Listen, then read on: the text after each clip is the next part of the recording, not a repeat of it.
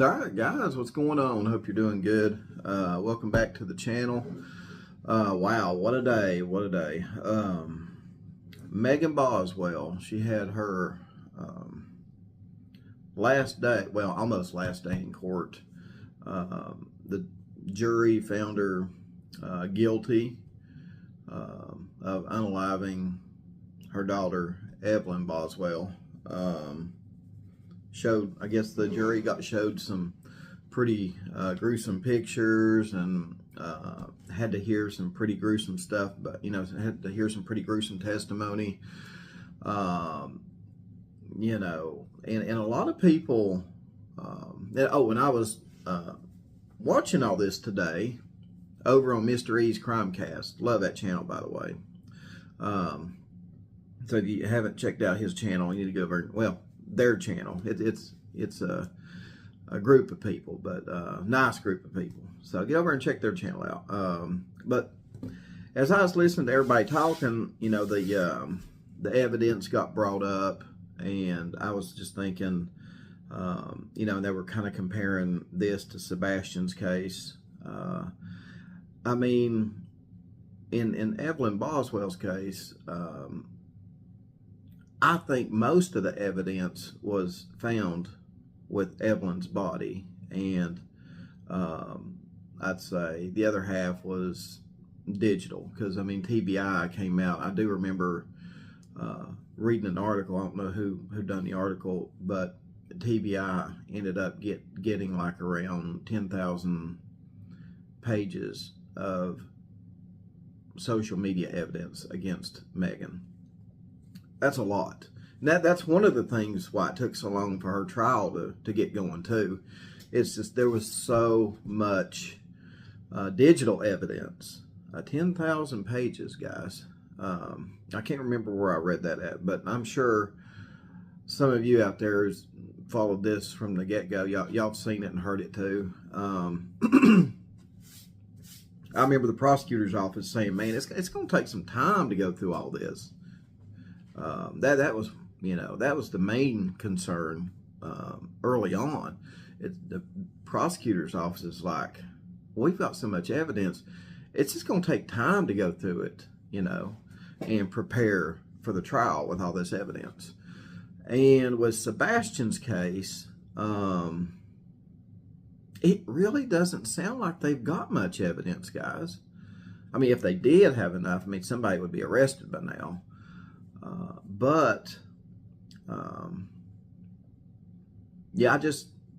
It just doesn't, we're 1 year out, and it just doesn't seem very good. Of course, they can make an arrest tomorrow, they can make an arrest next week, next month, next year. Just depends on when the prosecutor's office says, okay, I think we got enough to work with. But in the Sebastian Rogers case, 1 year, according to the police, they, of course, they could just be calling our bluff on that. They don't sound like they've got much. And it sounds like they might be calling everybody's bluff on that, just because they don't want the bad guys to have the upper hand. So, that being said, a lot of things in the Megan Boswell thing today was even on News Nation. I can't think of her name. Ashley Benefield. She was talking to Megan's attorney, or had talked to him maybe yesterday or something like that, or today, and she was asking him, why it seemed like you really didn't try. It's kind of the way she's wanting to put it. Now, don't get me wrong. The way Megan disposed of Evelyn is very horrific. Very horrific. If Evelyn did, die of SIDS or pass away from, SIDS or something else, she didn't have to dispose of Evelyn the way she did, right? And that right there is the biggest thing with me. If it truly was an accident, and even if it wasn't an accident, like if she did intentionally just, you know, unalive Evelyn, she didn't have to dispose of Evelyn the way she did. You know what I mean? That was, I mean, a trash can. I mean, come on. But I've seen it. We've seen it many times, and it probably won't be the last. I mean, how many times have you seen a news article where someone's discovered a baby, you know, either in a dumpster or trash can? Sometimes it's a trash can in a bathroom, you know, something like that. I mean, come on. I mean, but I think the way Megan disposed of Evelyn really didn't sit well with the jury. But there again, I think that the jury also took into account Megan's upbringing, or maybe the lack of, and I do think that Megan's upbringing did have an effect on the jury. I do. So, what do you guys think? Yeah, I don't think a lot of people. I don't think this is like I don't know. It's kind of a high profile case, but it just seems like nobody really outside of East Tennessee really knows about it. To be honest with you,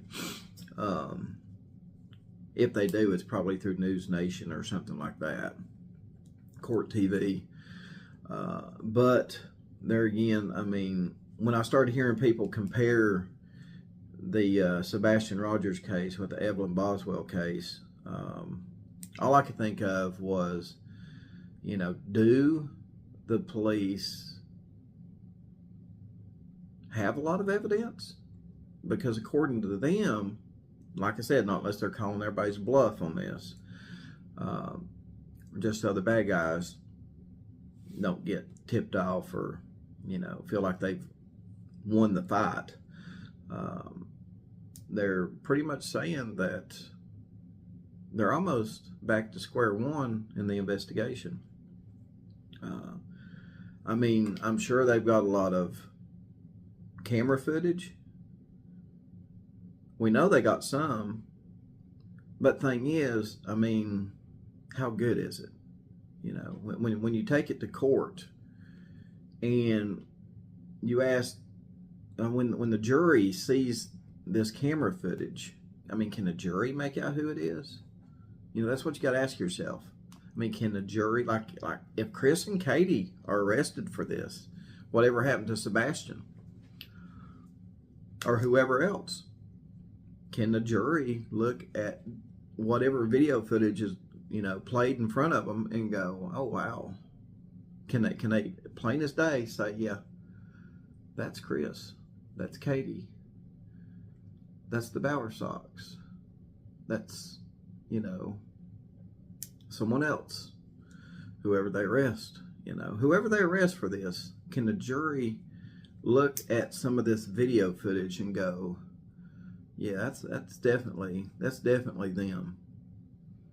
Or will the jury go, well, you know, I'd hate to, we're talking about this rest of this person's life, and I don't know really for sure if that's them or not.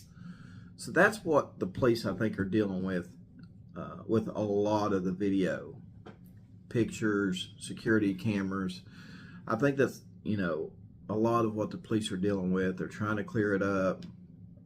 FBI and TBI has probably tried to clear it up best they could. And I guess they're just still building the case. The thing I don't like is that there's not really been any press conferences, no updates, no regular updates or anything like that. And it really, again, like in the Summer Wells case, once they quit, I mean, it wouldn't take too much. It wouldn't take too much. Just, you know, 5 minutes. They could even sit down with Nick Barris and say, you know, hey, we just want to let the public know that we're still working this thing 110%, and we feel very confident that justice will be served, or there will be a resolution to this case. Now if they come out and say justice will be served, we know it's criminal then, but we're pretty sure it's criminal anyway, the way they're acting. Amber Alert, district attorneys involved, a search warrant on a landfill. I think we know. I think we know it's criminal. They don't even have to. They just come out and say, hey, we want the public to know we're still working 110% on this, and we do want the public to know that we feel very confident that resolution. Whether we find Sebastian or not, we feel very confident that we're gonna find out what happened to him. Whether we physically find him or not, we feel pretty confident that we're going to find out what happened to him and go from there. That's all they got to say. That's all they got to say. And that way they don't say, it's criminal. They just kind of leave it like they have been. Everything's on the table. So that's all they really have to do is come out and say we feel confident that a resolution will be brought in the Sebastian Rogers case, whether we find him or not. So we just want to let the public know that. That's all they got to say. 5 minutes. And I think, in my opinion, that would satisfy the public, the public's interest in, where law enforcement stands with it. Instead of not saying nothing, like I said, they just come out and say 5 minutes worth of stuff that'll satisfy everybody, and not really one way or the other say which way the investigation's going. You know what I mean? So anyway, guys, just to recap, Megan Boswell was found guilty in unaliving her daughter. I think in May is when the judge is going to sentence her, and again, more than likely the judge will go with the jury's recommendation. In my opinion, Megan, just my opinion, if Megan gets, life with the possibility of parole, I think she probably, once she goes into prison, she probably, due to health reasons, other stuff, whatever, I don't think that she'll make it out of prison alive. Of course, that's just my opinion. Who knows? She may get paroled when she's 80 years old. But, again, yeah, what are you going to do at 80? You know what I mean? Check out of prison and into a nursing home. There you go. So anyway, guys, let me know what you think about everything I said. Comparing it to the Sebastian Rogers case.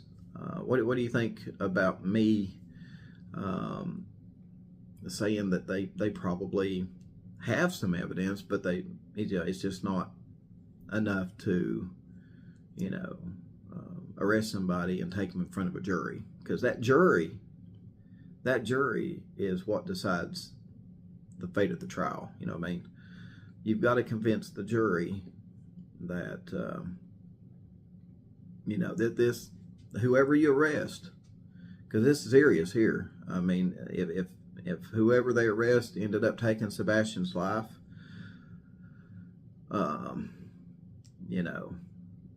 it's very serious, because you got to the jury's got to say, okay, well, we've got to deal with this we got to deal with the rest of this person's life and give them a sentence. Or if it was something a little bit less but still bad, neglect, it could be anything, guys, but you want the jury to you want the jury to bring justice for the victim at the end of everything.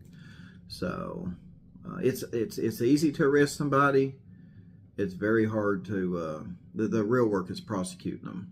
And again, I keep referring back to the Barry Morphew case. They still hadn't rearrested him. I know they're going over everything with a fine-tooth comb. They'll probably even bring in a special prosecutor next time they rearrest Barry and Train. They'll probably bring in a special prosecutor, I bet. We'll watch and see how that plays out. Last one wasn't no good. Anyway, guys, let me know what you think, and appreciate you for tuning in. I'll catch you on the next video.